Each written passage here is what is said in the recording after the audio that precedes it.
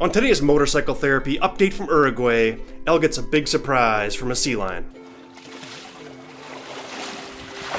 Holy sh! Jeremy gets electrocuted by a gate. Yeah. Okay. One of us deals with mechanical problems.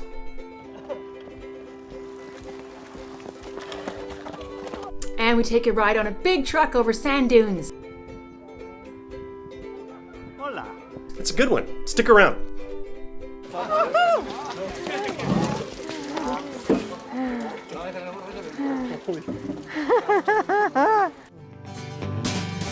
Just checking to see if you're listening, blah, blah, blah. Just checking to see if you're listening, na, na, na, na. Just checking to see if you're listening, blah, blah, blah. Just checking to see if you're listening, na, na, na, na. If you're new to the channel, please click subscribe. It really helps us out. And if you want to support me, check out one of my books. I recommend Motorcycle Therapy. It's a book, it's an ebook, it's even an audiobook. I'll leave a link to that in the description below. But enough about that. Here's Elle with a quick recap. So we left Canada back in August of 2019. We rode our motorcycles from Canada down to Ushuaia, Argentina in the southern tip of South America. And on our way back home to Canada, we got stuck in Uruguay when the borders closed around us. That's right, we've been stuck here behind closed borders for about 5 months now. And on the last video, we were discussing our options. What are we going to do? How are we going to get home? And that kind of thing. Are we going to leave our motorcycles here and try to come back for them later? Are we going to try selling our motorcycles? Are we going to try riding all the way back to Canada and hope that we are able to do that? Or are we going to try shipping our bikes home? We made a decision. The plan is in motion, and we're going to tell you all about that at the very end. So stick around for that. Blah, blah, blah. Just checking to see if you're listening, na, na, na, na. All right, Kris. We've got a lot to cover on this one. We do. We went from Montevideo to Punta del Este. Before we left, we met the ambassador. trying to decide what to do, what our options were. And then we got an invitation from the Canadian ambassador to Uruguay to join her for coffee at her embassy. Office in the historic building overlooking the Plaza de Independencia. Yeah.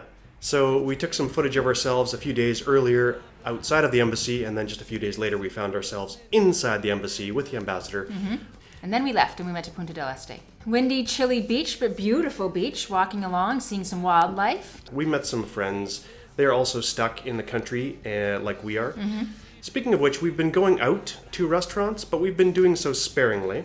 When we're in public places, when we're not eating and not drinking, then we're wearing masks and things like that. After Punta del Este, we got our bikes loaded up and we went to visit some new friends who had invited us to stay in their beachfront property. But before we left, we went and checked out the pier. Oh yeah, there are a lot of wildlife hanging around the pier in Punta del Este. And the people who are doing the fishing give them scraps sometimes. So birds and seals and sea lions, which in Spanish are called sea wolves, lobos del mar. And they are fat, big, fat, little bit scary creatures. But it was cool to be up close to them. So I was leaning down to get some video and...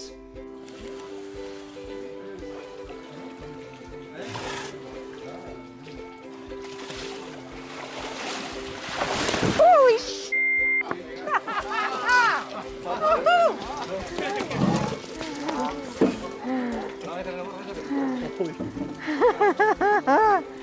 Yeah, Elle's leaning over the edge of the pier and seeing these creatures in the water, and I thought, from the water to the top of the pier was about 5 feet or something like that.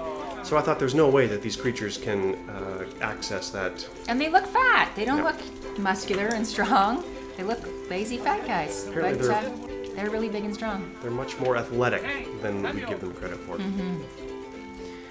After that little scare, we got on our motorcycles and we went to La Paloma for a few nights. We're relaxing there a little bit, walking on the beach, but we also had a lot of things on our minds. 2 main problems that are on our minds.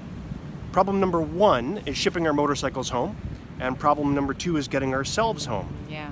Shipping, we've got a few quotes from a few different places. They're quite expensive, but some more so than others. We might do that just because if we store our bikes here, we don't know what the situation's going to be like when we come back. Problem number 2. Problem number 2 is getting ourselves home. There's a few options, but none of them are currently very good.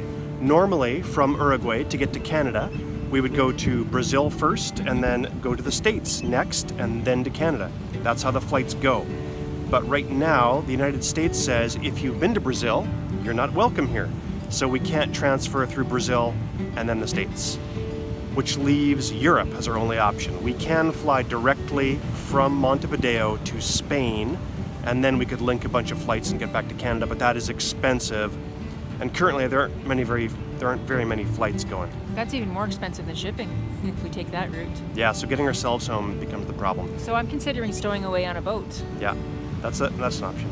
But right now, we have just got a whirlwind of concern that's just swirling and swirling and swirling, and my head feels heavy, and it has for the past several months. It was beautiful. We were able to watch dolphins swim by from our front yard. There's dolphins right there! Right there, Jeremy! Look, look, look, look! Well, a dolphin at least, maybe not dolphins. Oh, there it is! Did you see? Did you see? Did you see?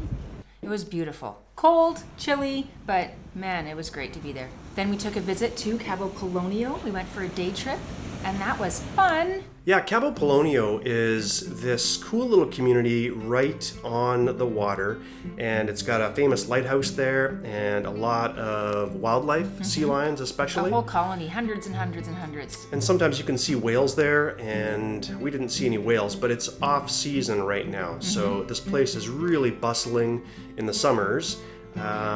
Now because it's winter here in Uruguay, it's off season, and there's this the closed borders because of COVID-19. It was really quiet there and not very many people, but it was still an amazing ride in on these big trucks over these sand dunes, and then all of a sudden you're riding along right beside the water. And it was cold, but we decided to get the most out of the trip, so we climbed up to the very top of these big trucks and we sat right at the front. And we saw some wildlife along the way. And there's no road into this town. Cabo Polonio has no road and it has no electricity. So it's kind of famous for being a very quiet, beautiful beachside town without the usual things to distract you from nature. For me, that was a highlight of the entire time that we have been in Uruguay. All right, Mike, real quick, favorite thing of today? Favorite thing of today, chocolate cake. Chocolate cake. Elle? Yeah, chocolate cake. And Really? sea lions. That was the best thing. And the sea lions. Madonna? Oh, I think the sea lions and the sparkling diamond water. And my favorite thing was the friends that I made. After that, we went back to Mike and Madonna's house in La Paloma. While we were in La Paloma, so we're ready to book a flight home to Canada. In 1 month. Yep, the flight leaves in 1 month. Happy to go home. Sad to leave South America and Uruguay. Once we decided to book our flight home, it was time to get serious about making a plan for our motorcycles, and for that, we had to be back in Montevideo. Elle's bike started right up. Of course, mine took a little persuasion. We quickly remembered that push-starting a heavily loaded KLR 650 is for the birds. We hooked up a tow rope, and we let Elle's bike do the pulling. That started the engine.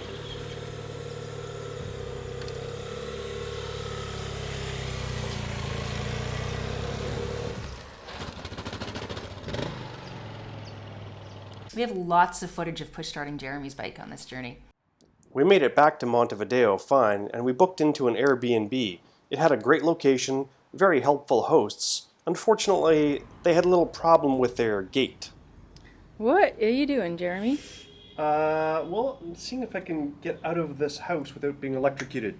This is a metal gate, and I think there's a short on this wire, and it's a metal key, and the first 2 times I tried to get out of here, I got electrocuted. So what do you got going on now? Well, this is like it's a metal key, wooden sticks. This is metal. I know that's not ideal, but I don't have rubber handled ones, and then leather gloves. I think that should be enough. All right, let's see how it goes. It doesn't do it yet, so. Yeah. Okay, so I thought it might be in my imagination, but no, this is electrically charged. Hello, Jeremy from the past. This is voiceover Jeremy from the future. Have you thought about that metal key ring that is bypassing the insulation and completing the circuit? No? All right, don't say I didn't warn you. Nope. There's not enough insulation. That's an electric fence right now. This was entertaining though. Thanks, Jeremy. That could have died. Eventually, we got out of that gate, and we loaded up our motorcycles one last time because You guessed it, we took them down to the docks and we shipped them home. It was a difficult decision, and we agonized over what to do about it for a long, long time, but shipping them home eventually seemed like the best option. I've been having battery problems with this bike ever since Mexico. I changed batteries in Peru, but I got a really cheap one, the only one I could find, and I've been topping it up with water, with the distilled water, but it's still been a problem. So now it's time to play Will It Start? Predictably, it did not. And so we got the tow rope out, and Elle pull started me once again. After riding down to the office of the shipping agent, we wrapped up a little bit of paperwork. Then there was only one thing left to do. Start up our motorcycles and ride down to the docks and load up into a sea can. Well, this is it, Elle. I think we are about to take our final motorcycle ride of the South American portion. I think so. We are about to ride into the port where we will load our bikes and off they go.